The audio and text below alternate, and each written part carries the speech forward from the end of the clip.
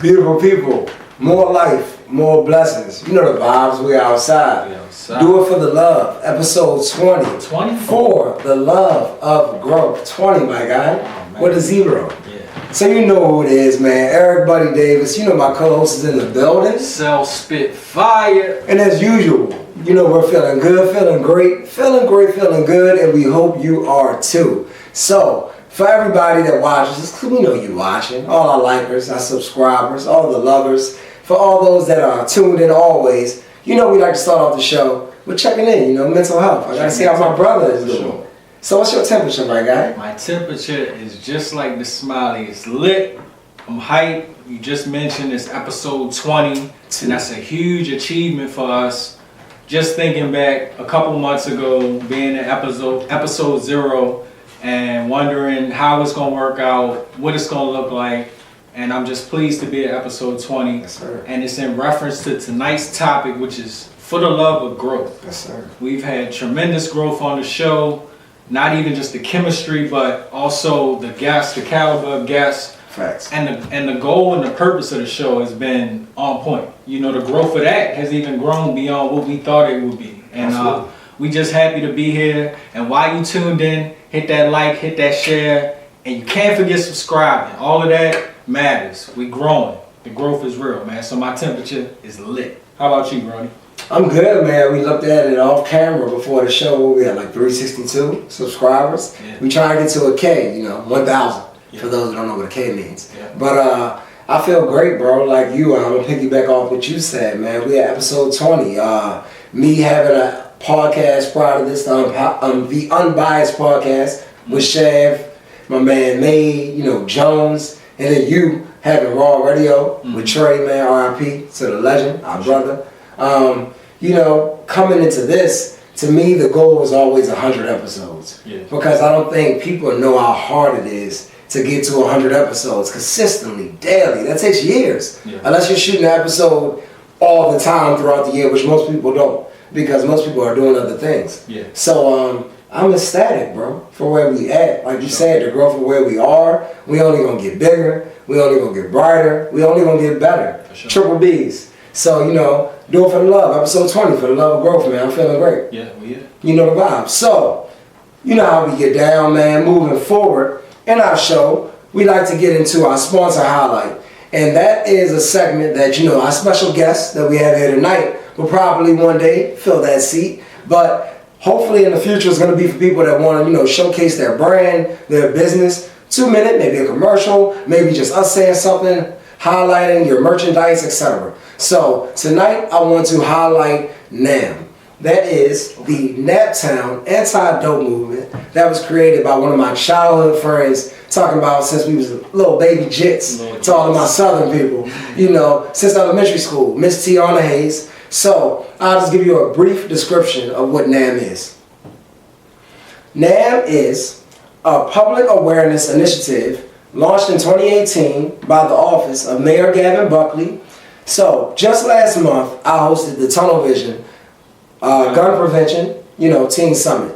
And I've done several events like that for NAM. They have a lot of events at the Pitt Moyer Recreational Center for all of my Anne Arundel County people, all of my Annapolis locals. That is one of the biggest establishments. Used to be the Y, but we've done different things like resource events with the police department, the fire department, the Annapolis Library, different wellness groups across the county. We've also done wellness fairs where you have people on site, different yoga groups, different mental health people, just different people, different entities, just trying to spread awareness and help people. And NAM is behind all of that. So I just want to shout out to Tiana for all that she does for the community, because, initiatives like this are needed always, but now more than ever with, the epidemic of violence, the epidemic of drugs, and just the epidemic of lack of opportunity. And it just is what it is, but we have to keep on trying and progressing. So yeah. That's how I feel. And shout out NAM. I had the pleasure. NAM. I had the pleasure of designing the logo for them for the 2.0 NAM 2.0, and it's just always been a pleasure of working with them and seeing some of the things that they do in the community. We speak about growth, and NAM has also been a resource for those that have been on dope. You know, you talk about anti-dope movement, so they've been a resource to those that may have been addicted to not only dope but different drugs. Just being a resource and an outlet for them to have those proper needs to grow. I feel like no matter how old you are, when you look at yourself and you see those stalemates in your life, those things that are really holding you back, right? It's at any point you can have growth to get out of that. Absolutely. And NAM will be one of those groups that'll help you get through that. So shout out to them and everything that they're doing in the community. Absolutely. And actually that makes me kind of want to piggyback in the beginning of the episode for the love of growth and just talk about the journey. Because a lot of people give up on the people that have, the drug stories, or the people that, hit, real dark days and years and months, and it impacts children, it impacts communities, it impacts so many different people. So, anytime somebody creates an initiative that actually tries to help those people, we got to stand behind that. Like, I don't see any reason why we wouldn't. So anytime you see those flyers, anytime you see those events being promoted, show up. I know it's on Saturday. Yeah, let your voice be heard. Yeah, I know it's on Saturday, you want to do other things, but show up for the community, because believe me, you'll meet people and it'll push you forward in life, and you'll have bigger dreams and bigger aspirations. Yeah. So we like to move into another segment, which is a little bit more loose. We like to poke fun at things that we don't prefer. Things that's not in our list of things to do when we have free time. So we don't say the HATE word on our show. We're anti that. This is Do It For The Love. Yeah. But at the same time, these things that we're talking about, we don't always, truly just like dislike it, like we disown it. We just don't prefer it. And we don't love it. So yeah, and we don't love it. When it's put on display the way it is, the way we describe it, we're not fans. Yeah. So, you want to kick it off, or you want me to kick it off? How you feel? I've been kicking it off for the last 3 weeks. Okay. So for the love and not love, I love when you kick it off. All right. Go ahead, kick it off. So for me, start something different. My first love to not love for tonight is I love to not love slow service at an empty restaurant. Oh, it's bothersome. I just really don't understand it. I don't see why it's happening. It's just me and like 2 other people that's probably about 75. And they're just chilling, waiting, drinking their water with lemon and lime. And I don't understand why we're not served anything else but water for the next 20 minutes. And I know that it could be one server, and that person also is the hostess, the waiter. He actually greeted me when I walked in. And I get it, understaffed, underserved, it happens, they coincide. But I don't like it. I don't understand why it's happening. We got to do better, man. I'm trying to be out here supporting, and y'all make me go to McDonald's, man. The service is always quick. You might not get it fresh off the pot, but it's going to come. Yeah. So, it is what it is. I agree with that one. I got this thing, when I go to restaurants, I always seem to be the one that's served last at the table. It don't matter what I could just get an appetizer. For some reason, they want to bring my shit out late or incorrect. Dang. Just being in a restaurant that's not full and taking 30 minutes to get my order, I can feel that one. But my first love to not love. Second. My first one. Oh, it's your first? Yeah. Oh, you see, yeah, you went first tonight. I'm jumping the gun. We're talking about growth, right? Yeah, we are. I need to grow. And sports. I brought this up before about sports, but tonight my love to not love is the NFL. I saw some of the recent rule changes with the kickoff. Okay. And the hip, what did they call it? The hip drop tackle?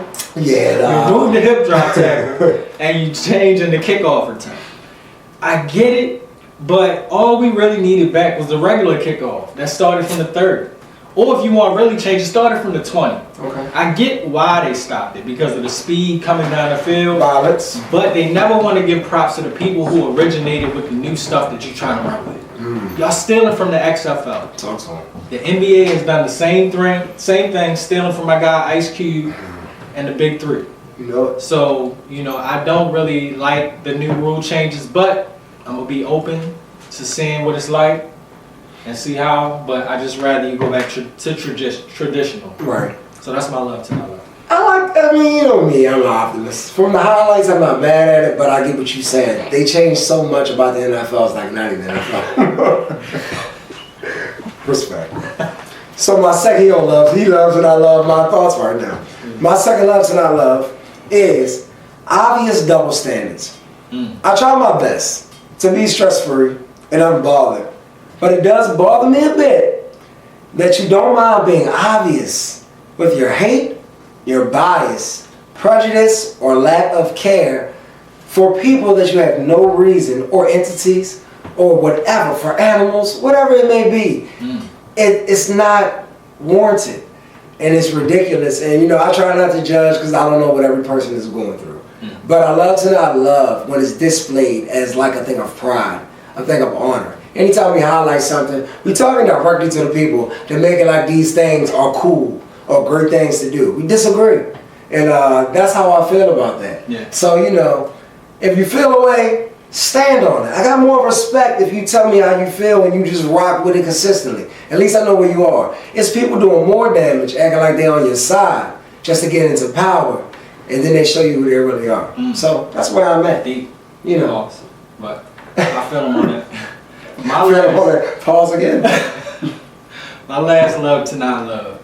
We're talking about growth, right? We are. And I love to shed light on the friends who are not being the real friends that other friends think they are. True. So when you see your friend going through that growth period in their life and they cutting off certain things that may be addictions or habits that you know deep down inside is affecting them. So the moment they cut it off and it somehow cuts off their communication to you or their time spent with you, you want to point the finger at them for being a different or a bad person. Not sure. You have to accept the growth. Being a friend, you really, truly have to accept the growth. And that growth can mean them spending more time at home with their significant other or with their kids. And it may cut off the time that they spend with you, but you can't take that personal. That's a part of the growth. Accept the growth. Appreciate it. Be a real friend. That's my love to not love for the day. I hear that. You gotta appreciate people at all levels of the leveling up. And sometimes it's ground bottom, sometimes they're at the top, they fall off, sometimes it's mid-tier. But if you're a real friend, you're down for the ride. So moving forward, you know the segments, you know the vibes, I'll get straight into it. Shine the Light series. We are in April, and I am going to shine the light on Autism Awareness Month. You know, Autism Awareness Day, Autism Awareness Week. It's a lot of different things throughout the month, but I want to just kick it off by saying that up front, because as a person that's a father, I'm a person with autism, I'm standing on it every day, man. And, you know, his mom to me, I always try to be a champion for her because she's the day-to-day parent. He's there in North Carolina with her. But for all the parents, all the teachers, all the therapists, all the groups, all the organizations, all the different people that put their time into people with special needs, but in this month, autism in specific, I say thank you. Because I'm going to say a lot of things throughout the episodes in this month about it, but I just wanted to get that out there off the break because, you know, that's my life. And for some people, it's, you know, it's easy to just see it and, you know, give their thanks to it and we appreciate it. But this month is about us and celebrating it, not looking at it as something that's like a death sentence or something where you can't live your life. We know it's hard days, but everybody has hard days. Let's be champions for what we have and stand on it. For sure. And you know I want to salute you, bro. You always being an advocate for autism awareness and special needs. So if you one of them autism awareness groups and you need a host for your event, the perfect person, always champion for you guys, bringing awareness, bringing resources, bringing up the conversation, being a voice. So I'm always going to support that. And your son is cool as hell, and he just has his own way of living life, man, and his own pattern of things. And now, as a friend and as a person coming into his space, I've known to accept that, and I think it's dope. And we all know April comes after May. Well, first, I want to say thank you. For Appreciate sure, you, brother. sure. Well, we all know April, you know, May comes after April. My son turns, what's that, 7? I feel like I lose track of time. 17 this year, May 22nd. So, you know, shout out to all of my autism families, everybody that's in support of autism awareness. So, moving forward, let's get great. It's time to bring on our special guest for the night. Time to talk big business. It's time to talk growth. Let's go. You know what it is, man. Episode 20 for the love of growth, baby. Do it for the love. And we're back. Ladies and gentlemen, welcome back to another dope episode of Do It For The Love podcast, where passion meets purpose. Tonight we have a special guest with us, somebody who embodies the essence of entrepreneurship and community support. Get ready to be inspired as we dive into a fascinating journey of a true visionary and the mastermind behind Bouvier Brand and American Lawn and Landscaping Services. So without further ado, Let's give a warm round of applause and welcome to Todd Turner. What's up, big dog? Thank you, brother. Welcome to the show. Thank you for your time. What's up, brother? Bringing your entrepreneurial excellence to the show and just a different viewpoint, man. It's been a dope journey for us along the Do It for the Love podcast. So it's dope to hear your journey and your story. And being that we grew up together, it's even better. So thank you. Before we get started on that, I want to tell you congratulations because you've been an entrepreneur just as long as I have. For sure. Right? Yeah. And speaking of, buddy, let's grab him something that I bought from you in Okay. high school, right? Wow. Right? So I've had this for so long, Okay. right? And I wore this a lot in high school too. It was a big thing, right? Okay. But this is talk about growth, right? Yeah, right. And so like it's Hills Mare, whatever neighborhood I grew up in, and all that stuff. In the back was like when we were in high school was when 9/11 happened. Okay, right? I remember. Yeah, and at the time is when AOL Instant Messenger came out, right? And I regret it now, whatever. But Osama Killer was my screen name because I was a patriotic person, and I had Cell make this for me, and that has been, that was the thing. That's what I made. It's crazy because I did glitter sweatshirts were a thing though. So it really worked. Yeah, I was doing these back in high school and in college, and a lot of people still give me praise for a lot of the stuff that I did back in the day. And Todd is one of the first people to actually still have it, and it's still looking good condition. Yeah. Dope. And like you said, the glitter was the thing. I had the glitter Jordans back in the day. It really was. That bro. Selling CDs in a glitter hoodie. It was the thing, Thank man. you for bringing that. Yeah, of course. Yeah, Thank you. Yeah, but it's dope seeing both of us now as entrepreneurs in two different fields. We constantly see Todd is somebody I see on the road and passing all the time. Yes. And every time I see you, I know you're working. So that's why we don't hold each other time up too much. But it's just dope to know he's doing good things. And we've all been through journeys. So again, I'm excited to hear how we're going to break that down. Absolutely. And buddy, please explain your relationship with Todd. I'm anxious to know that too. Man, middle school, I didn't end up going to high school and in Annapolis, going to St. Mary's, but we were still connected, and that's my man. I've known Todd for so long. And we've always just randomly ran into each other over the years. So I think it really first started playing basketball at St. Mary's High School, because my dad ran Optimist basketball, right? So for 30 years, he ran the volunteer part of the Optimist basketball league. And ironically, my parents were divorced since I was 2 years old, but my mom ran the volunteer organization of Optimist, which is separate from the basketball, just the same name, right? Yeah. And so I got to be involved in community and all that stuff, but also when all the open gyms were, I knew about, right? And so I can play ball with you and Mike and all that other stuff. That's a fact. Yep. And then we both went to college in the same state. That's true right? too. Right? And so we went to college a couple times together and all that, partied together a little bit, but just two guys from Annapolis going to school in West Virginia, that doesn't happen too often. So, No, not really. Not really. So, me and Todd definitely have a relationship. So, obviously, as you can tell from me in Cell's intro, that we both know that our guest tonight. But it's not really about our relationship tonight. It's more so about him, his brand, and his story, his journey, and his growth. So, the way we start off our episodes is more so about like the who, what, when, where, about your story. So, people that don't know you, who are from Annapolis, can get a little bio on you. So, just simply, who is Todd Turner?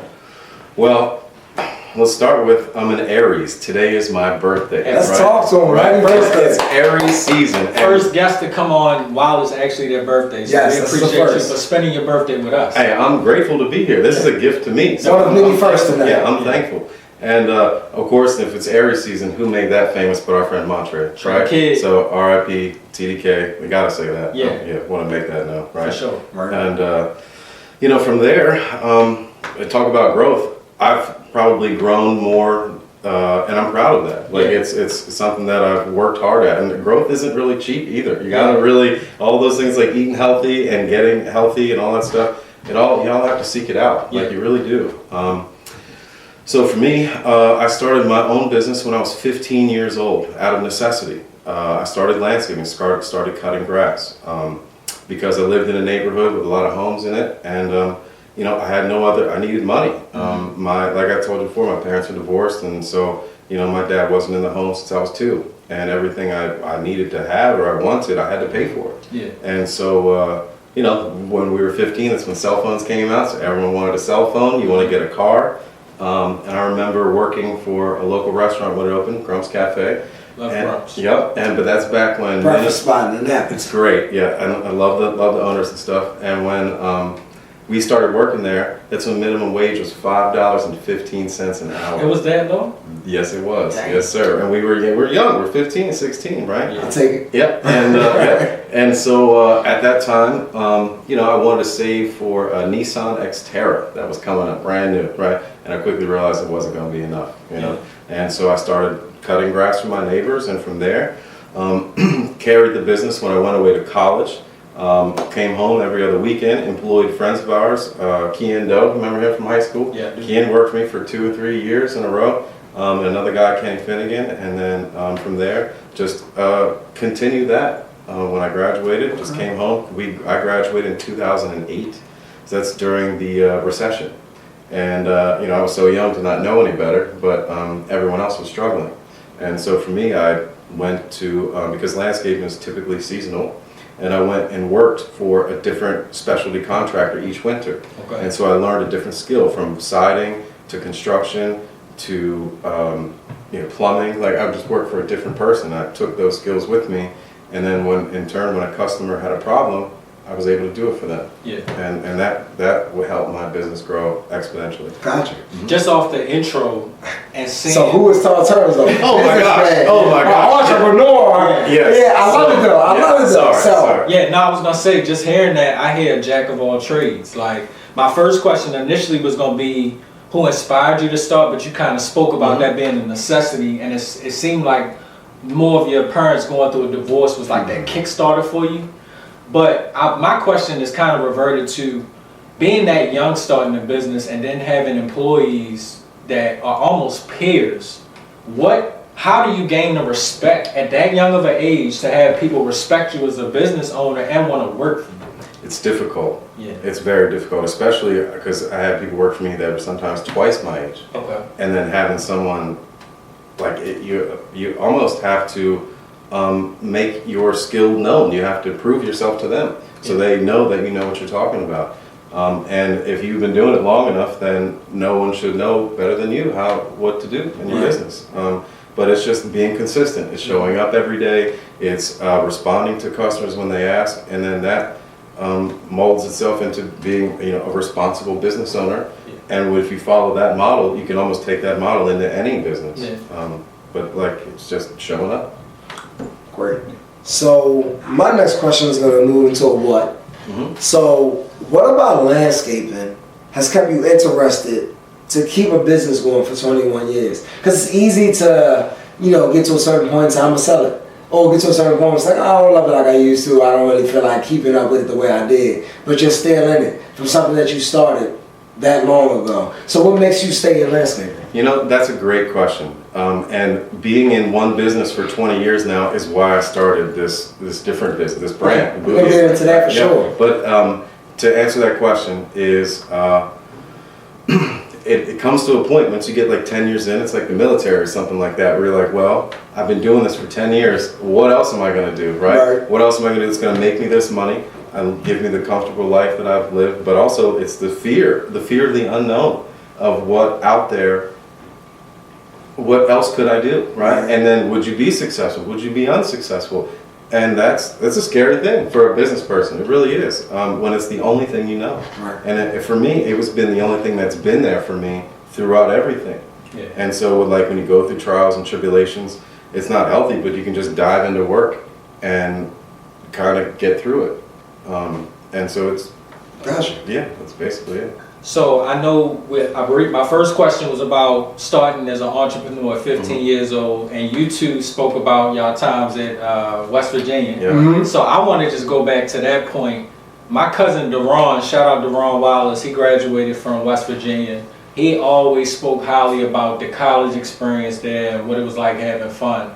So for that being a wild school, and I know all you mountaineers know this, y'all known for partying, how do you stay focused coming into the school as a business owner, as entrepreneurial mind, but now you coming into a party lifestyle? How do you stay focused, and what was that experience like? So growing up in Annapolis helped, because Annapolis is a drinking town with a sailing problem, right? So I was not new to alcohol going to West Virginia, right? So I have a brother who's 8 years older than I.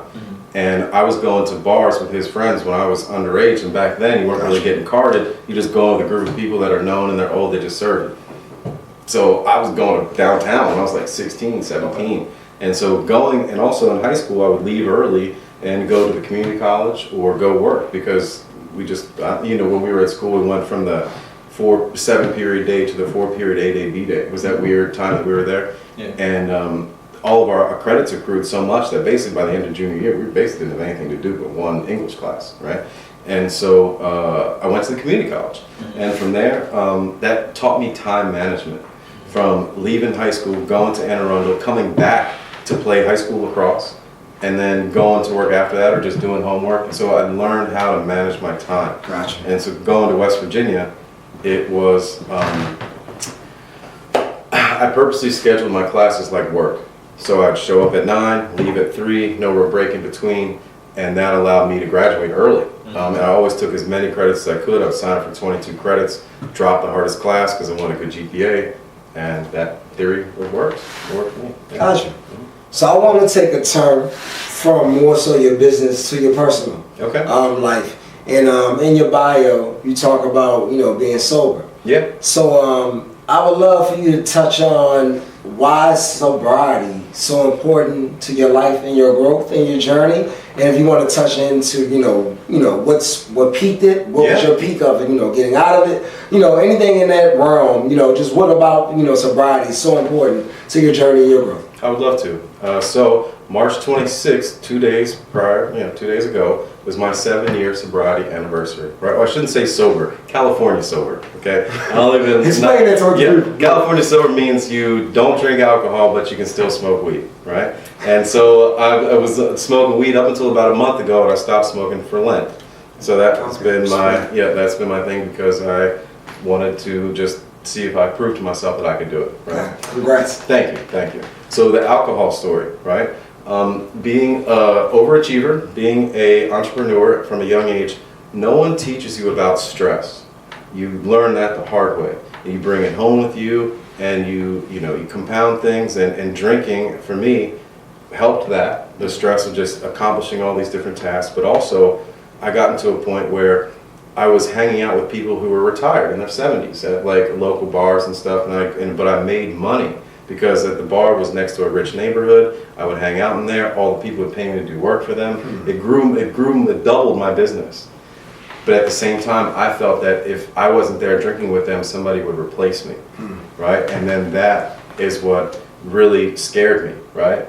That. I didn't drink at home. It was always in public, but that is what scared me. And then to fast forward to the day that I stopped, March 26, 2017, I was depressed over something that happened to me, right? Like in a relationship, right?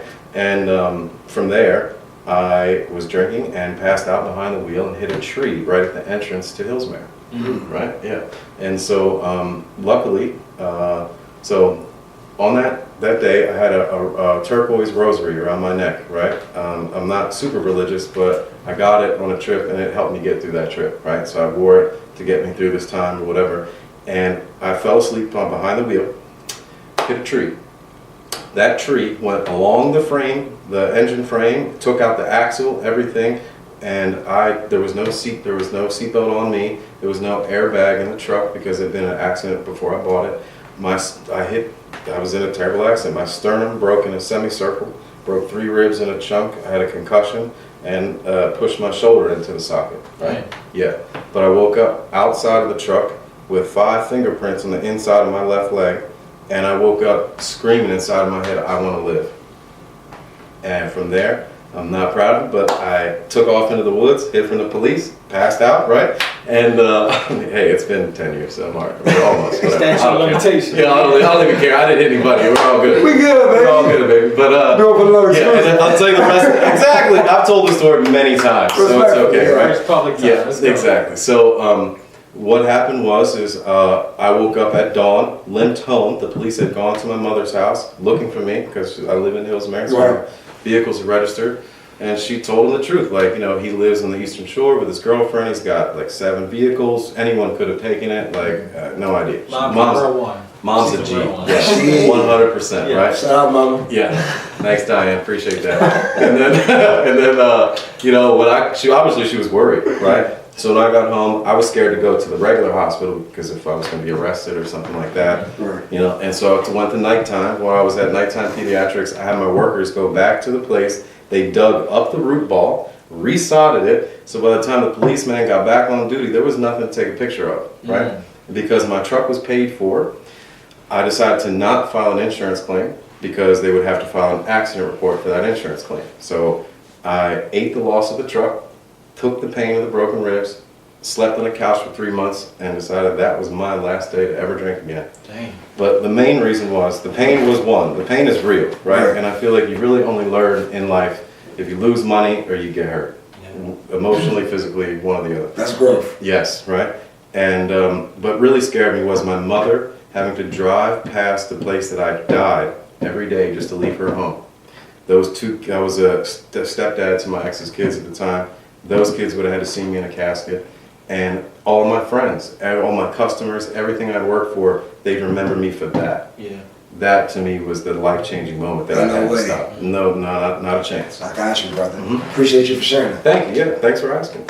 Yeah. So when I think about sobriety and people who go through any addiction or anything that's, like I said, a hindrance to your life, at what point do you do that comparison? Because I think it's always a point in us as humans, if we're doing something and then we do take that first steps to make it better, we compare ourselves to that old version of us. So when is that point do you find out that being sober is essential to your life now? Because you say you start out at 15, you're drinking early. Yeah, oh yeah. Is it that moment, or is like, what is that comparison moment for you where you like, being sober is just better for me? I think that there just becomes a point. Everyone's rock bottom is different. And for me, I just got tired of stuff not working out for me. Like, I got tired of feeling tired. Like, you're staying up late, you're not healthy, you're eating food, like late at night, you're gaining weight. Like, I've also lost 100 pounds since then, right? I was super obese. Like, but really, I don't think my body was processing alcohol. But you just reach a point where there's an internal voice that tells you, like, you're messing up. Like, you got to do something. And I really think it's like something inside of you that it wasn't any particular moment because you've known me long enough. I've been overweight with long hair and a beard, and I've looked like this, right? And so going through those different points of my life has definitely made me the man that I am today, right? And it puts me in other people's perspective. I think like with you, with your son and stuff, like you've given us all a different perspective. Like you're always posting on the internet. So I would have never, known that about you if you wouldn't have done that. Right. Facts. And everything about you, that is just something that, it's just, I forgot what we were talking about. My bad.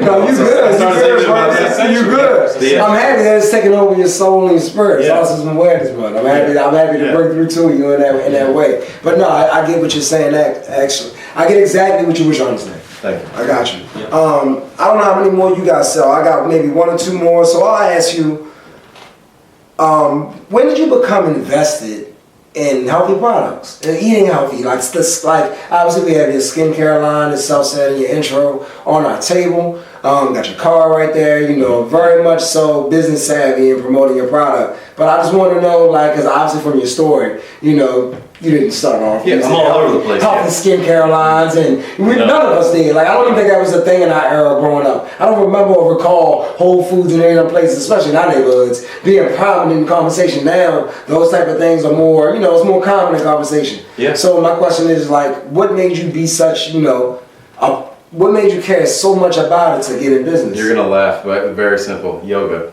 Okay. Yoga? Yeah, yoga got me, right? And so part of my growth, right, is that I wanted to be, attractive, right? and when, everyone's different, but it was easy for me to gain weight and to be bulky. And so I didn't want to lift weights again because I didn't like the way that I looked and the way clothes fit me. So started doing yoga, right? Because I liked a girl who did yoga, and I was like, if I want to be with someone like her, I got to learn this shit, right? Basically. Smart man. Hey. So basically, for the past 5 years, I've had private yoga in my home. A lady comes to my house, Shannon. She's a model for Bouvier as well. Her daughter runs my Instagram. I'm just part of the family. They both are. Respect. Yep. Shout out to Shannon and the family. Yeah. And so for me, that was the big critical point in my life that gave me some of the tools that I could use to grow. Like it allowed me to calm my mind, allowed calm my body, physical, like you have a lot of energy, you know. Entrepreneurs, always, their mind's always going, right? Constantly. And so something to drown that out was alcohol or is weed, right? And so for me, learning meditation, learning exercise, just body weight movement, thing like that, that brought me into the whole health realm. And then, you know, we're getting old. Today's my birthday. Like I want to look younger, right? Like, and look good, baby. I appreciate it. Hey, you two, both of y'all, man, both of y'all. I mean, you know, I guess if we looked at our younger ages, maybe we would look different. But I think we still all look like how compared to others I've seen our age. Yeah, well, I quite feel well. Yeah, same. Yeah, we're all blessed. I definitely want to keep it humble because I see people our age that may look like they're deteriorating, and I'm like, damn, like. Stress is a real thing. And drugs is a real thing. Oh, that's another one. Yeah. But compared to me to whoever, I feel blessed. I'm living my best life. But no. So, but how did I get into this? So, I'm an entrepreneur spirit, right? And so I started selling produce. I bought a cold room from a local nursery, Bay Ridge Nursery. A cold room is a thing that you store produce in, right? And so a friend of mine from college started growing onions and garlic at his farm in Virginia. And the following year, there was a salmonella outbreak in California. So it was right before COVID, right what was during it going COVID. through? The lettuce? It was a couple of Onions and garlic. It was going through onions mostly, but it did lettuce too. But this one time for restaurants, they couldn't get onions. Red yellow, it was like a big deal for like a year or something. And so I was like, hey, I can help y'all. I just planted 2 acres of onions at my buddy's farm. We can bring you onions, right? No problem. And so I had my friend. I was like, hey, I'm gonna Venmo you some money. Why don't you buy some produce from our auction where he was selling the stuff and just bring it to make it like to, you know, make the cost of the trip, cut down the cost of the trip, right? So first stop, the nursery didn't want to sell this produce, but they sold me a cold room. So, hey, I was in that business off the top, right? And then the next stop was the 2 restaurants that needed the onions. And the third, that was the Dark Horse, the Smokehouse. And the third restaurant, a friend of ours, I don't know if you remember Brendan Baker, his older brother Nick Baker, is the head chef at the Severn Inn. And so we had, you know, dive bar, middle of the road, fancy place. They bought the heirloom, they bought the, you know, fancier stuff, and they wanted tomatoes and the onions.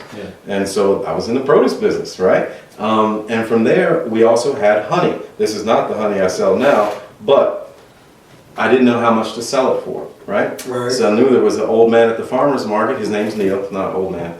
And Neil owns Randalia Farms, which I'm a proprietor of our online website, right? And so I've helped Neil for a few years now, and he owns Randalia Farms, right? And so I asked Neil, I've got a 50-gallon drum worth of honey. How much do I sell it for? And he looked at me like I was crazy, right? And I was like, where'd you get it from? And so I bought some stuff from him to oblige him with his time, gave it to the girl I was seeing. She loved it, so I had to go back the next week, right? And so that was my intro into natural skincare. And from there, you know, she left and I kept using it, right? And Neil appreciated me coming in there, and I noticed that he had a limp. So then I asked him, hey, can I come at the end of the day and just help you pack your stuff up, because you make me feel bad just watching you limp around all day. And he said, yeah, sure. And so then when that would happen, I'd help him sell. He got to see how I could help him sell. And then it got to the point where he would pay me, even though it was like a gross, like a lot less money than I make on a regular basis. Well, it's more about the gesture. Yeah, and I enjoyed selling a product. It got me in front of a whole different group of people. And then from there, you can see the packaging, right? Everything is plastic. I mean, you know, I love Neil. He's the smartest man I've ever met, but he's a genius. But marketing is not his forte, right? And so I wanted to sell, if I was going to sell something, I wanted to sell it out of glass, because I feel like it should be recyclable or, you know, good for the earth. I also wanted to make a fancier, more high-end version of what we were offering, because I would notice customers that would almost turn their nose up at it because of the low price. So he was selling salves and face creams from $7 to $15 of the highest quality. Like the people would be paying more than $100 for in a store or online, and they wouldn't appreciate it just because of the packaging. And so and he has this very, very concise saying, but it's the market will tell you, right? And you know, the market told us like, hey, I think we could sell something, you know, fancier and a little more higher end. So I came out with, and Bouvier is my middle name, right? Okay. And so Todd Bouvier Turner. Todd Aaron Bouvier Turner. Don't steal my identity. But so for that, so name fire. I know, right? Dropping the full government on this thing. But yeah, we've got, so I go by T.A. Bouvier because it sounds better than Todd Turner. No offense to my real name, parents, sorry, but it does, right? T.A. Bouvier. Business is business. It is business. And so my mother's father is directly related to Jacqueline Kennedy. Jacqueline Kennedy's maiden name is Bouvier, right? And so my tagline for this is treat yourself like royalty. Because it's also made with royal jelly. It's a double play on words, right? Okay. Or double, whatever. Dropping a lot of gems. Trying That's to. for tonight, brother. I appreciate it. I feel like the people are going to be able to learn a lot from what you've said already in this episode. So I don't know if you have any more who, what, when, where, why questions, but if you do, you can go ahead and bring it up. I'm interested to know, you know, with you going from landscaping to natural products and skincare, you know, as an entrepreneur myself that handles multiple businesses, how do you manage to, one, stay organized, stay on point by delegating and managing these things, and who is your supporter through all of this? Who's your biggest supporter? That's a great question, a really great question, because it's all the behind the scenes stuff that really makes these things be able to happen. You know? Yeah, and you know, obviously I have to have a good office, so I still do both. Like I still landscape, and we do have my crew working every day, even while we're at NIH, University of Maryland, the farmers markets, first Sundays. So while I'm there, the other guys are working for me 6 days a week. So if the first thing I would say, like we talked about growth, is consistency. And if I didn't have the same family working for me, the same group of guys working for me for years, I wouldn't be able to do this. I'd have to be on the job, making sure everything is getting done to my liking, and that's not a good thing, but that's kind of how it is, right? With a service business, right? And so, you know, keeping that consistency, you know, and keeping, allowing growth to happen is that. So I started with, you know, obviously I have a secretary, office help, call her office manager, right? She works a few days a week. But then that's for, like, she does the invoicing for the landscaping. And so for me, I have whiteboards everywhere in my house. Like in my old house, have you been to that one yet? The old house had a whole room full of whiteboards. My new house is smaller, better view, but it's smaller. And so I just have like a couple whiteboards, but that is like the biggest thing. For me, I'm a visual person. I'm also a tangible person. If I don't see it, I have like a photographic memory. If I don't see it, it's not happening, right? So if I write it down or it's a text message, it guaranteed. If someone calls me, 50-50. In writing, in person, even less than that, right? Because I have so much stuff going on. But if I see it, I remember it. So from there, with the Bouvier, like I said, her name's Valley. Valley manages my social media with the Bouvier. She helps me on the website and all that other stuff too. So that's been a crucial point in that. Also because being a man in the skincare business, it's a difficult ask. Like I'm already in a space I shouldn't be in, basically. And I don't have a background in this. My degree's in science. Like I do know plants. Like I've known plants my whole life. I have a mind. That kind of puts you in the mix. It does. Plants It does. essential in this. Yeah. But from there, you know, Valley though has been able to get. It's easier for her to talk to young women, right? Like I'm not gonna be like, hey, come rep our product, but she can, right? Like it's way easier for that. Gotcha. And just having believers on your team. You know, like I said, her mother, Shannon, who is like my therapist, life coach, yoga instructor. She's a huge part of my Triple threat. Yeah, Buddy's met her. She's been to parties and stuff at the house with her husband and stuff. And having her is like in the beginning was just someone to bounce ideas off of. Like, you know, hey, what do you think of this color? Or what do you think of this? And just, you know, my former secretary, Robin, you know, she was part of this jar making process too, just like bouncing ideas off of someone who could be a future customer. Because, you know, I'm looking at it differently than a woman would be, or than anyone else would be, frankly. And so that's what really helps, feedback and being around people that aren't just like you. That's really what helps a lot, I'd say. And before we move into our rapid fire section, which is up next, I do have a follow-up question. It's basically about the growth of your employees? Because you spoke about them, you know, pretty much being along this journey with you. Yeah. You've spoken about the growth of you, and I know that you as a people person, because a lot of the people that you spoke on tonight, you gave them their praise for how they help and how you want to see them grow. So share with us how you intend to make sure the growth of your employees and supporters who've been there are growing in their lives along with you. Well, I'd say first, you always have to put them first, right? Like anytime, no matter what, they get paid first. Like if you don't get paid nothing, they all get paid first. If you got to go out of your own pocket, your own savings, they get paid for what they did. Right. That creates loyalty. And then they know that you're looking out for them. You're the driver of the ship. You're you're in charge, but it's your decision to make sure everyone's going in the right direction and they get to the destination. Being drawn off track for like other things is not, the business owner's responsibility. It's to get work and collect the money, right? And to make sure they all have work to do. I love it. And so That's super important, man, because a lot of people own businesses. A lot of people, have power over other people, but not a lot of people care to do right by people. And it sounds simple, but everybody has different principles, different goals, different initiatives. So just to hear you say it, because I don't know if some said it on camera tonight or we said it off camera, but sometimes when you do something so much, you start to treat it like everybody, like it's the norm to hit this goal or hit this growth. Like, oh, I got 100 on this test that I got 3 C's and an F on prior to this.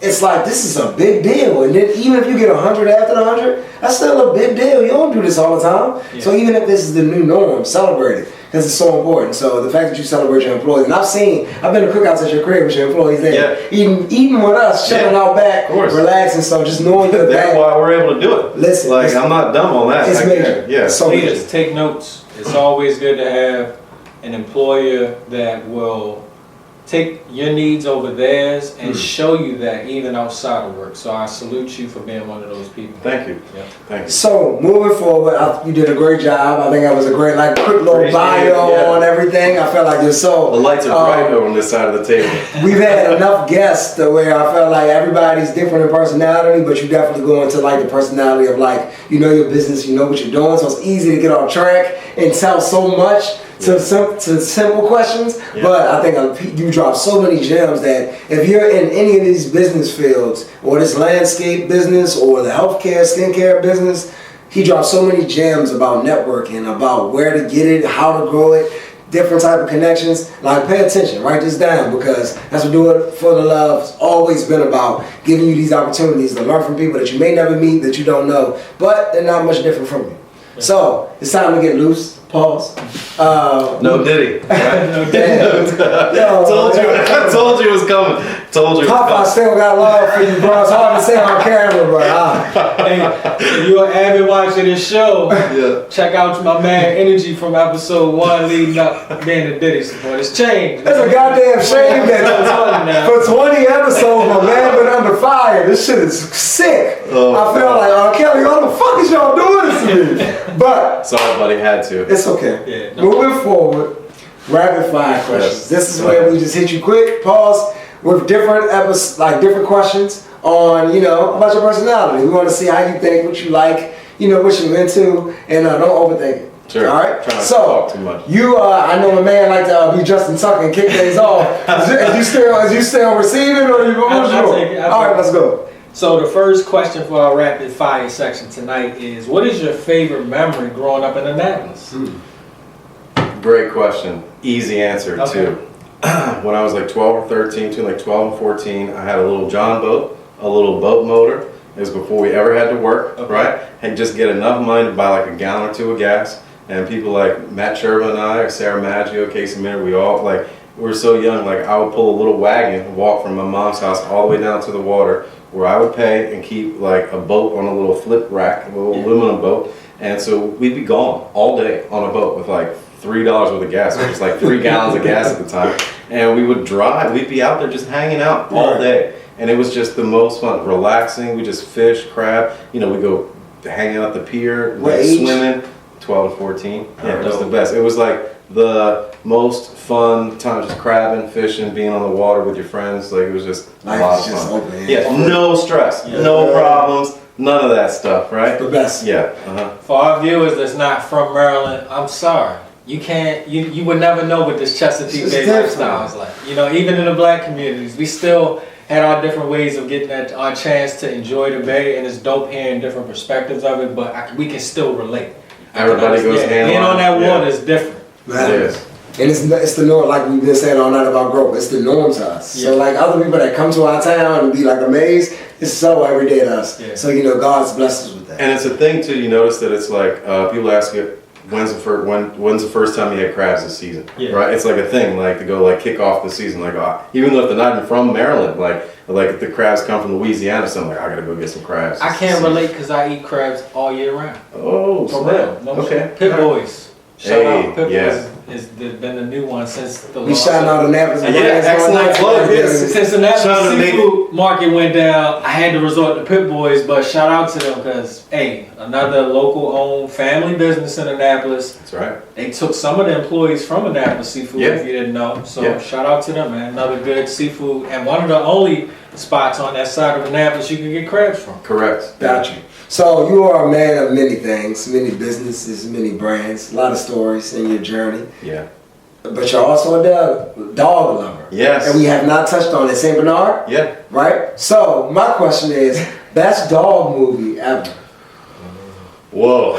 Okay. So I mean, I've had St. Bernards my whole adult life, so I would be sacrilegious if I didn't say Beethoven. All right? All right. So you got to take that one out of the way. All right. Because if not Beethoven, if you weren't being biased to your baby. Yep. So there's a movie. I'm blanking on the name. Hopefully you can help me with it. It's got like a dog named Chance. It's got like spots on it, a golden retriever and a little cat, and they walk across America. That's my shit. That movie made me cry when I was a little kid, right? Oh. Yeah, and so that's like one of the best like pet movies I feel that comes to mind when you Yeah. ask. That's the first thing that comes to mind. Yeah. Gotcha. Yeah. I like it. I know you outside of being an entrepreneur, the times that we do see each other in passing, I remember you bringing up certain things about laws or just being a person that's very conscious of what's going on in our community. Yes. So my question is, if you could change any law, what would it be? Election time's coming up. If you had that power and you could change a law or influence the change of a law, what would it be? In our local area or nationally? Local or national, but I guess local would be more relatable since we've been true to Annapolis this episode, but hey, it's free will for you. Well, hey, I know I've been down because I work for homes downtown, and I sell honey downtown as well to Preserve and Pearl. Shout out to them, right? The parking in downtown Annapolis is rough, man. Parking everywhere is rough. It is really rough. I got $100 worth of tickets in less than 7 days there, right? And I'm like, I'm literally just down here to drop something off. I was there for 5 minutes. They got me, man. I got to put you on with my man. You know Ernest Williams? Mm-mm. Shout out to my man Ernest Williams from Annapolis. Okay. He works with Annapolis Parking. Okay. We need to Got link y'all up so we can help you. What do you call that? Not public affairs, but the part of your business that handles all of this. Public relations. Yeah. We're going to treat him like PR. He's going to make sure all your problems are resolved. I appreciate that. Appreciate that. Okay, so moving forward in rapid fire, shout out to all the connections out here in this world. You're out of control. So for the love of growth, episode 20, rapid fire questions. Yeah. My next question is going to be movie question. Okay. Back-to-back movie questions. Yeah.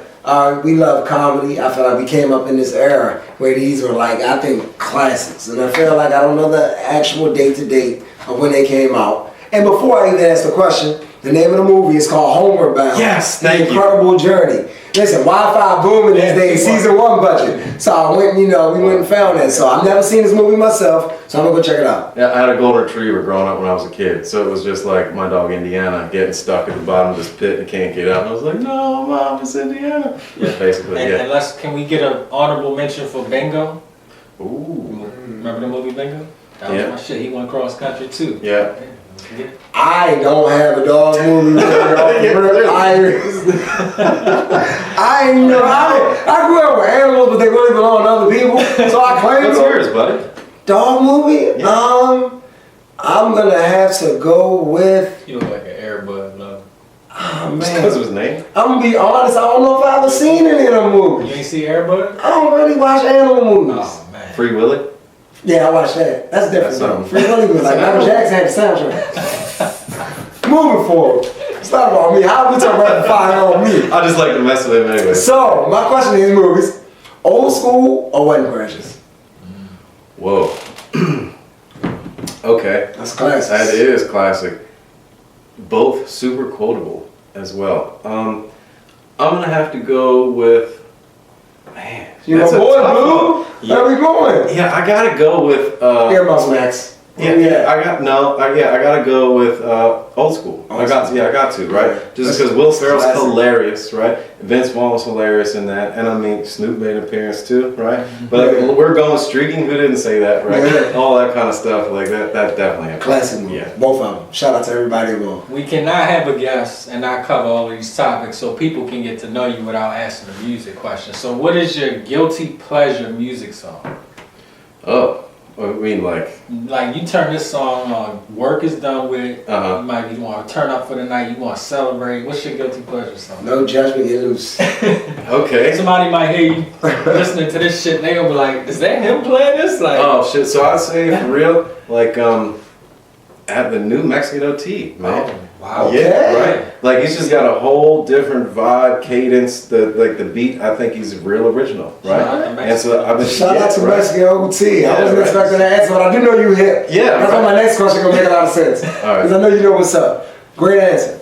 So, my next question in rapid fire is, what album or artist would you play for someone who has never heard the genre that you choose?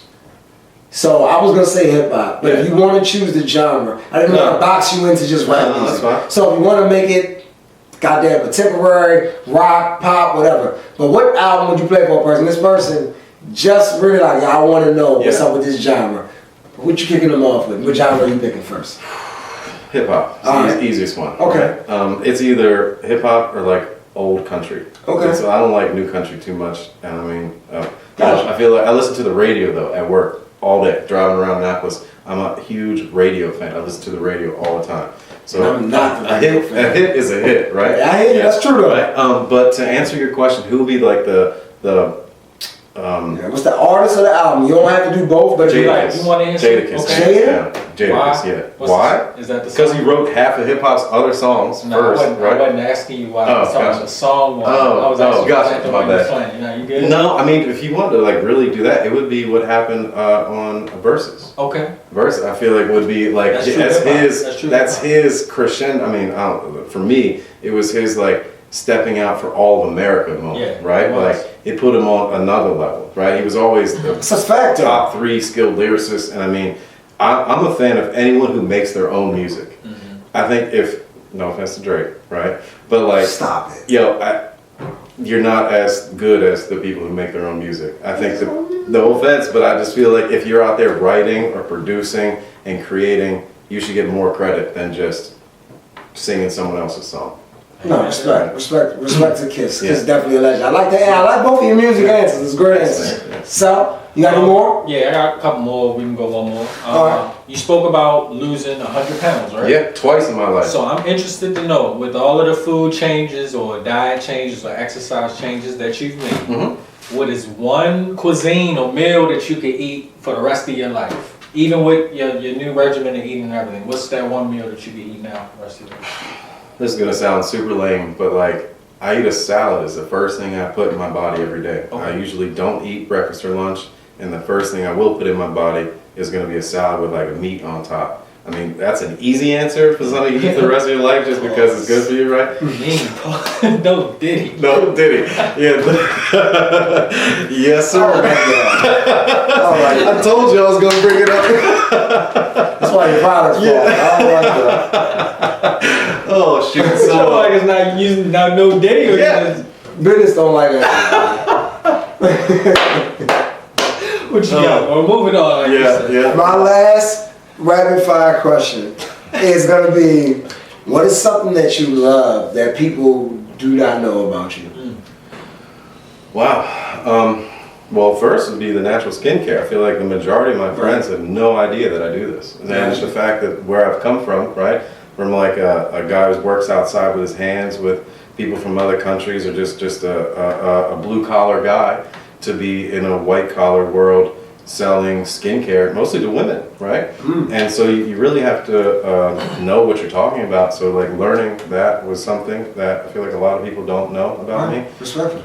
But other than that, I do yoga, like private yoga comes to the house. Like that's probably something that a lot of people don't know either. No, honestly, yeah, that's personal. So for sure, appreciate you. Quite honestly, there's a lot of stuff people don't know about me. Right. Yeah. It's not like you display your whole life, but in the same, even for the people that commonly know you, the people that's gonna watch this episode, the people that subscribe to us, you know, even them, talking to them more. So the people that's gonna be tuned in. Facts. Thank you. Mary Kay, get the fuck out the way. Bouvier is here to stay. I like it. Okay, so with the tagline. Wow. Let's go. Last I'm round. gonna use that shit. I'm gonna use that. Go for the shirts. I just need a small commission. Yeah. Hey, we already got that hooked up. Yeah, we got it. Don't worry. Last rapid fire question.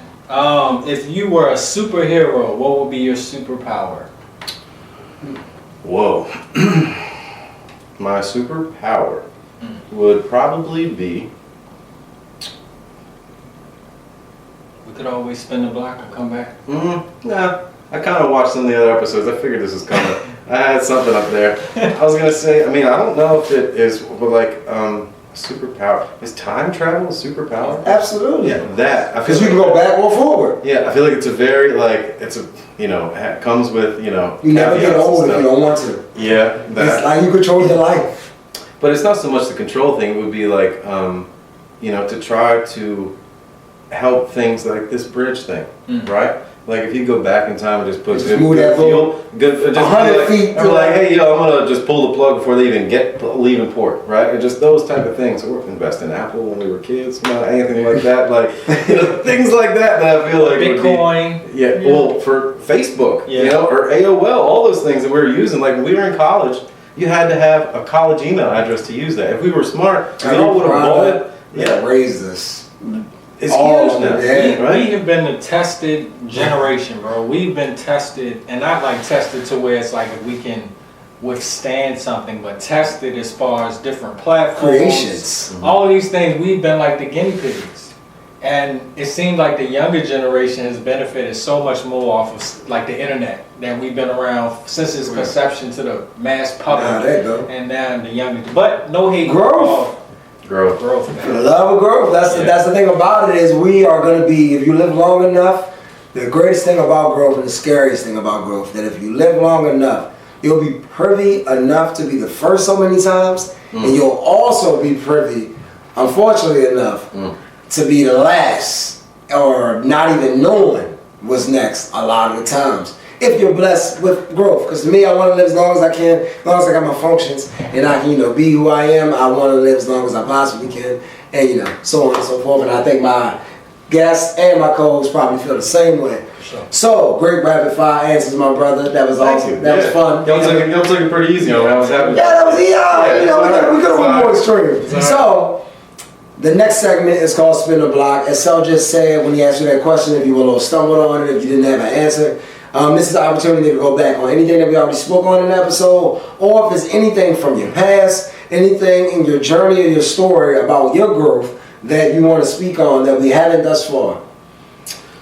Wow. So if I could, in a nutshell, would just like to speak about working on yourself, right? Like, I've had, failed relationships, failed interactions, like, to this day still, like, I don't have a good relationship with some of my family members, right? But setting out on a path, accomplishing a goal, like you spoke about, setting those attainable goals, and working on yourself, it has been like the most, I think, the biggest thing for growth and for all that is just setting aside the time to get to know yourself, to work on yourself, and being okay with doing it. Like, it's not a manly thing to say. Like, it's really not, but it's not how we were like brought up to like get in touch with your feelings or like why you're stressed or things like that. But just that in and of itself, and it helps with empathy. It helps with dealing with stressful situations, and it helps with all that. And I just think that if more people would at least attempt to try to work on their own self and not just parlay it onto other people and blame it on a situation. And just, my grandmother said, 95-year-old woman, you always see the pictures I post with her. She's told me this from a kid, but you create your own problems. And that really means that you have to take ownership of everything that happens.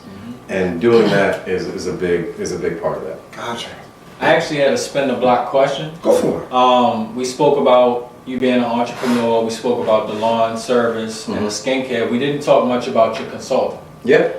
So if you could just tell us a little bit about, because I've always heard consulting as a profession in high school, even growing up, but I've never fully understood, not that I don't see the value in it, but from the person that works doing it, I would love to hear the value in doing that, and also why do you feel like it's vital to different industries, and how do you bring something different to consulting?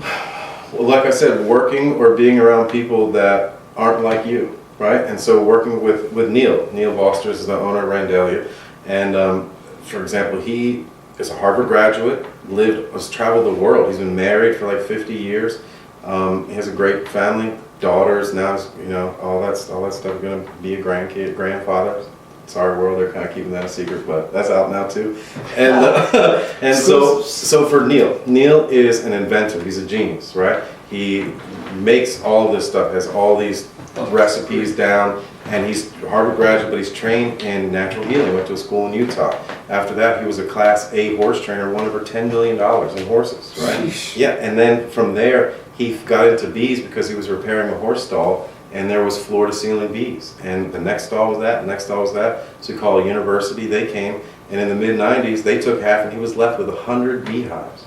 So he's been doing bees, he didn't even intend to do it. Just by chance. Yeah, right? And then from there, he was selling horse-related products like salves and things for horses. He got out of the horse business and was just selling honey. He's a retired guy, right? Gotcha. And then he was like, I just want to sell more honey, so I need to bring more things around the table to bring people in. And then he got feedback, and like he said, the market will tell you. And so that's how it started. It started with one face cream and honey, and it's just grown into all these different products. And so from there, being a consultant, Neil would set stuff out on the table, right? Like, he's the inventor, and he had, in his head, when he sees it, he knows in this bin that there's 17 different lip balms in there, and there's 3 of each. You as a customer have no idea. It just looks like a pile of stuff, right? And it almost gives you anxiety shopping like that. And so for me, how it started was that my OCD for the stone business, I'm a stonemason, right? And so everything has to be a certain way. You start out, everything gets done once, it gets done right.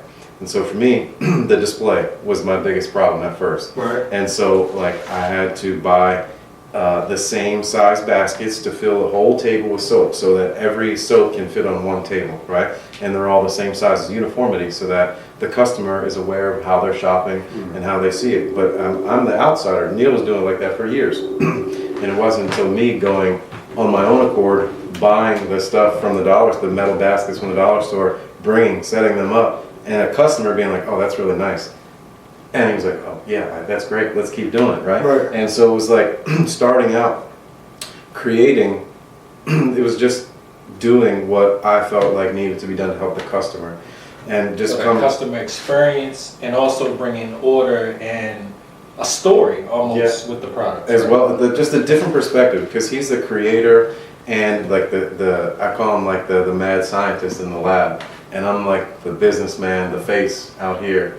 And so it's worked well because we're 2 different people who come from 2 different places, but we get along, and people ask me every day, is that your father, right? And I tell them, no, you don't get to choose your family, but you get to choose your friend, and Neil's a really good friend. Oh, Neil, man, shout out to you. Yep. Seriously. And it's crazy that you once again drop so many more business gems, relationship gems, not just like obviously personal relationships, but more so business relationships, mental relationships. I'll let Cell get into our hidden gem segment. If you have any, I'm sure you do have many more gems to spill, but I'll let Cell get into it. So for our hidden gem segment, we usually ask our guests to share insights to your profession. You can pick any one of your professions and just drop a gem that was that aha moment in that profession when you might have been already started doing it, might have been somewhat successful, but then you found out that key piece that was like, oh, I've been missing this ingredient to this business the whole time. What is one of those hidden gems out of any of your businesses that you've learned? It was this jar, this color, this jar. When people walk into our booth, we're set up, we're at different events all the time, And when someone will walk into a booth where it's a horseshoe shape and it's all different things, but they walk in straight to this. They pick this up, they hold it right here. They don't even really know what it is. They just like the shape, the color, they're drawn to it. When I saw that, that's when I knew I had it. Because this, I'm selling a product next to the hardest competition, and that's a very similar product with almost the same formula, sold at more than half the price right next to it. And so if I can sell with Neil, then I can sell anywhere. What was that other product? Neil's product, the Randalia stuff. Oh, okay. Yeah, so we sell Bouvier and Randalia next to each other. How has it worked with other companies' products being sitting next to it? Have you ever seen that firsthand?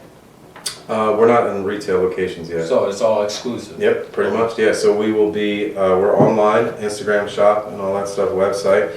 And we'll be releasing, we'll be in retail places this summer. But, Okay, let's go. Yeah, It's coming. we've got some lined up, but it's a lot. There's Yeah, steps man, to it. listen. As you all know, every goal gets you, like, you take one step forward, it really is 2 steps back, because, okay, well, now I want to put it in the store, but then I have to get a display, and then I have to have information cards that go with the display, and all that stuff takes time. And so it's been like a, you know, and retail nowadays, theft is so high, I'm not too keen on it, to be honest with you. FDA approved?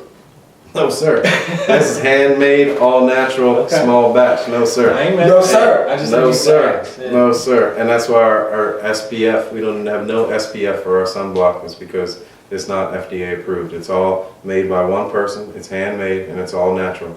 And we're a small business, so we don't have to. Okay. And I recommend Stand on all people to shop from your farmer's market. If you don't know your beekeeper, you don't know where your honey's coming from.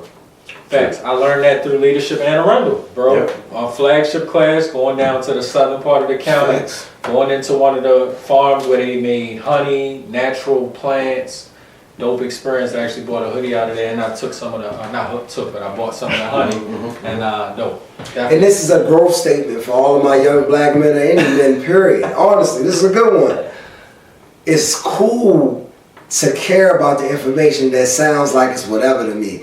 10-year ago me, 20-year ago me would be like, know your local beekeeper, or you don't know where you're getting the honey. Who the fuck cares? That's literally would be my attitude probably. Like, whatever. Like, that's something my mother would tell me, and I'd be like, nobody knows Mrs. Johnson, man. Like, keep it pushing. But actually, as you get older, you realize that almost everything matters to an extent. For real, depending on how much you care about where your life is going, your future, if you're trying to raise a family, etc. So, like I said, all of the gems you dropped tonight, I really feel like this is an educational episode on pretty much business and just knowledge of knowing things. Because that was gonna be one of my questions to you, like, who taught you these things? Who, like, you know, you answered a lot of these questions already with the answers you've given. So I just want to say thank you for all of the stuff that you've given. So at this moment is when I actually let Cell go into this too. This is our inspirational moment message. I let Cell go ahead and introduce that. So for our inspirational moment, imagine that the camera lens is the mirror. We talk about growth, looking into the mirror, right? Mm-hmm. So imagine you're talking to your younger self, or a younger person that may be listening to a lot of the things that you spoke tonight, and give them just an inspirational message coming from the heart, whatever just pops into your head that you know that they can take with it and grow. That's a great question. Believe in yourself. Don't listen to anyone tell you no, ever. If you have an idea, proceed, take action, right? There's one thing I've learned is that human beings aren't very different. They all come up with the same idea eventually. It's the person that sets forth and accomplishes it and gets it to market first. That's the one that and it's the same, fortune rewards the bold. Yeah. And that's what that means. And it's like, you know, if I come up with an idea, don't do anything with it, what am I going to be mad at the guy who does? No, it was my fault for not doing anything. So, and if the biggest problem I feel like young people have is they will ask someone who hasn't thought about as much as they have, doesn't have as much vested in as they have, and that person will tell them no, and then they think it's not a good idea. How do you know? The market will always tell you if it was a good idea or not. So that is my advice. And it's amazing you said that. And you know, you're in a room with like-minded people. Me and Commissar had a conversation. I said, man, old government, we just doing governments tonight. Eric speaking. I ain't got nothing to hide. Yeah, me either. Yeah, I'm public. So we said off camera. We said off camera that like, oh, what did you just say? You just made a statement about, you just said it. Damn, I'm gonna have to spin a block on my own thoughts. That's all right. It was pretty much it was something about like when something happens. Sucks. But I'll tell you where I got the don't listen to other people tell you no thing from, and this is gonna make me sound crazy. But I was watching Oprah as a kid, and she interviewed crazy ass Tom Cruise, right? And Tom lit. But this is Mission Impossible when no one knew he was real crazy, right? And he was like, she was like, how do you like accomplish so many things? You're a success, you're a pilot, you do all your own stunts, you do all that stuff. And he's like, I don't let anyone tell me no. If I think I can accomplish it, I will try to do it. And there's no way that, if I'm, there's another thing too I want to get at, but the conversation took place on Oprah's couch. Yeah. And that is a thing. The other thing I'd say too that helps with like all the stuff coming up is it's proven that your brain, like when you encounter a problem, your brain creates train tracks to when you solve that problem, right? Neurological train tracks in your brain. And so the next time that you have that problem, you don't have to think about it, you directly go A from B. And so these young people these days that aren't put in any place to ever solve a problem, they're always coddled and everything is helped for them and done for them, that they don't have the skill, the ability to quickly solve a problem when it comes. And so I feel like actually dealing with things creates the ability to have a smoother, transition later in life. Yeah. The one thing that I've gotten from this episode before we close out outside of growth, a lot of the journey and the story that you spoke about, not only yourself, but some of the people that you've had the pleasure of working with, inside of that growth is just having the magic that can actually make it happen. Like the connection between resources and the connection between knowing yourself. Like you've been around the right people and y'all take risks and believe in each other. And that's part of the growth. You have to truly believe in each other. And, full commit. Yeah. Yep. And actually, I got my thought back. So what Self said in the car, and you just said here on the show, is that you cannot be upset. Now talk to the people. This is my inspirational moment message. You cannot be upset when you don't take advantage of something you created or you inspire people to do. With Self's statement and Todd's statement that I'm tying together is that if you created a sound, if you created a genre, if you created a color, and somebody else takes that sound, genre, or color and makes it great because you've been on hiatus, you retired, you stopped. Don't get mad at the person that pushed it forward. Celebrate them, because if you do that, then more than likely they'll big you up. But if you have some type of resentment to what they're doing because you can't do it no more for whatever reason stopped you, then you just look like a person that wanted to keep your gift to yourself, and that ain't growth. So I just wanted to tie that together. That was dope that y'all both said those thoughts at separate times tonight at the same, with the same messaging. So pretty much that's everything we have. Is there anything before we get out of here and shout out everybody? Is there anything going on? I feel like y'all done already know Diddy me enough, so we ain't got to do that trend. So is there anything else that not about your business, about anything? Is there any other message or something going on in the world that you would like to leave out there before we wrap everything up? Because I feel like you've been very thorough about your business, about who you are, about your journey, your experience, and everything. So is there anything outside of the business that you just love to live with the people? Well, he just asked, but don't be afraid to take risk, Okay. right? Like, and includes double down on it. sobriety or a business Yes. or anything outside of the norm, anything that's in your brain that's calling for you to do it, because there's a reason why it's there. Just do it. It'll make you so happy, or at least you'll know why you were called to do it. And you know what the vibes is, man. We want to shout out our faceless cameraman, Atelier of Baltimore Studios. You know the vibes, we outside. To all my do it for the lovers, please continue to like, subscribe, share. We are for the people, but we need the people to continue to grow. So, we want to get those numbers up. We want to continue to eclipse things. This is episode 20. This is major for us. And it might not be major to you. Maybe you only care about 50 or 100. But this is the steps of 50 or 100. It's all about the growth. I want to shout out our sponsor Highlight, Naptown, Anti-Dope Movement. Shout out to Tiana, Miss Hayes. Everything going on in Annapolis. I also want to shout out my highlight of Autism Awareness Month. I almost lost my words a little bit. But I stand on that. That's my lifestyle. That's my business. And last but not least, Mr. Todd Turner. My brother, man. Thank you. Appreciate you for stepping on the show tonight. Through. Thank you for bringing the brand through. Yeah. You all get accustomed to. Tell them how they can find you on social media. Thank you. You can find me on Bouvier Brand, BOUVIERBRAND.com. Also on Instagram, Bouvier Brand as well. We have royal jelly based face creams. We have pure beeswax candles, all natural lip balms, car scents to make your car smell wonderful, and also roll-on scents as well. It's a perfume that you roll on, but it's got a grapeseed carrier oil, so it's pure.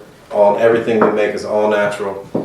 And royal jelly, man. When that Yeah. KY jelly. Oh, good. Complete different thing. So, with that being said, Pause. No diddy. we're gonna leave on a better note than that. You are, before we get out of here, happy birthday. Thank you, birthday man. one more time. Thank you. And tell the people, we had this conversation off camera because I told you, I think you might be my first. And then you said you gotta be it. So who are you? I'm the first white guy to be on this show, so I'm my first. Appreciate it. Do it for the love, man. Episode 20 for the love of growth. We're growing. Hey, we're all growing. We're out here. Let's get it. Yeah.